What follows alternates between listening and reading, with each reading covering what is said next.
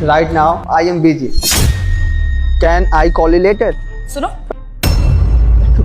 Good evening, ma'am. किससे English में बात कर रहे हो या फिर ऐसी ड्रामा कर रहे हो इंग्लिश में बात करने का? इंग्लिश आती भी है या सामने वाले ने जो बोला वही सुन के वही चीज रिपीट कर दी तुमने? जी मैडम, मुझे इंग्लिश आती है। अरे वाह, मतलब तुम पढ़े लिखे हो। जी, सॉफ्टवेयर इंजीनियर रह चुका हूँ। सॉफ्टवेयर इंजीनियर भी रह चुके हो, पढ़े लिखे भी हो, फिर भी गार्ड की नौकरी कर रहे हो। और वैसे भी तुमसे पहले तो यहाँ पर कोई अंकल काम किया करते थे, तुम्हें तो मैंने पहली बार देखा।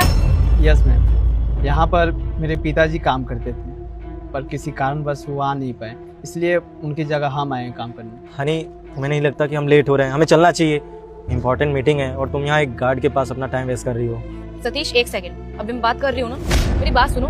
इतने अच्छे खासे पढ़े लिखे हो तो एक काम क्यों नहीं करते? किसी बड़ी कंपनी में जाओ, वहाँ इंटरव्यू दो और अच्छी खासी पोस्ट पे काम करो। यहाँ ये सिक्योरिटी गार्ड का काम क्यों कर रहे हो? और किसी अच्छी कंपनी में जाओगे ना, जैसी तुम्हारी ग्रेजुएशन है उसके हिसाब से तुम्हें बहुत अच्छा सैलरी पैकेज मिलेगा। बड़ी कंपनी में काम करता था ma'am as a software engineer, पर 6 महीने पहले उस कंपनी ने 50% एम्प्लॉय को कंपनी से बाहर कर दिया बिना किसी रीजन के, जिसमें से मैं ही एक था। मैडम जी, काम तो हाथ से गया ही। काम जाने के बाद बहुत ढूंढा, किसी कंपनी में मुझे नौकरी नहीं मिली। ऊपर से बाबूजी की तबीयत खराब हो गई। यहाँ पर तबीयत खराब होने के बाद भी काम करते थे, पर अभी उनकी हालत बहुत ज़्यादा खराब है। इसलिए उनसे बोला कि मेरे को भी काम नहीं मिल रहा है और आपकी तबीयत खराब है, तो आप एक काम करिए, आराम कर लीजिए, आपकी जगह पर हम काम कर लेते हैं। तो बस इसलिए उनकी जगह पर हम काम करने आए। सच में तुम तो बहुत अच्छे हो।